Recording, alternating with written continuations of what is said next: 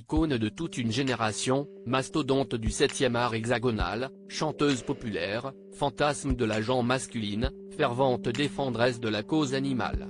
Brigitte Bardot représente bien des choses. Pourtant, malgré ses nombreuses étiquettes, bébé a eu du mal à se coller celle de mère.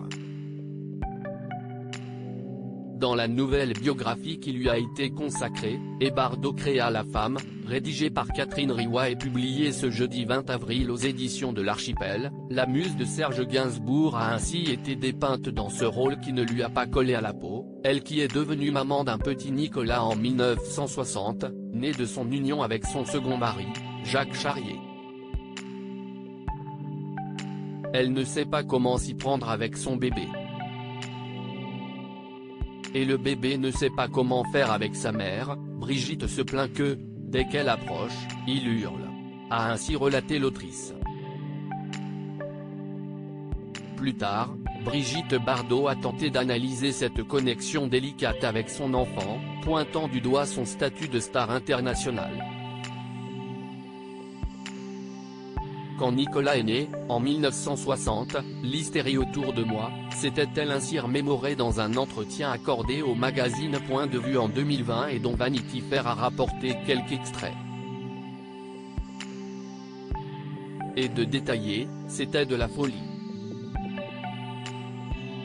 La chambre d'accouchement installée dans ma maison, les photographes derrière les fenêtres, ceux qui se déguisaient en médecins pour me surprendre. Il n'y avait aucune intimité. C'était terrible. J'ai associé la naissance de mon fils à ce traumatisme. Et c'est Nicolas qui en a porté les conséquences. Supérieur à Brigitte Bardot, Roger Vadim, Sami Frey, Serge Gainsbourg. Qui sont les hommes qui ont marqué sa vie?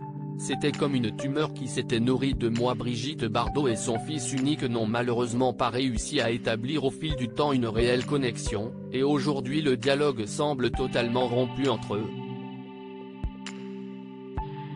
D'ailleurs, Nicolas Charrier avait même intenté un procès contre son illustre mère en 1996 pour les termes très durs qu'elle avait utilisés à son égard dans son autobiographie initiale B.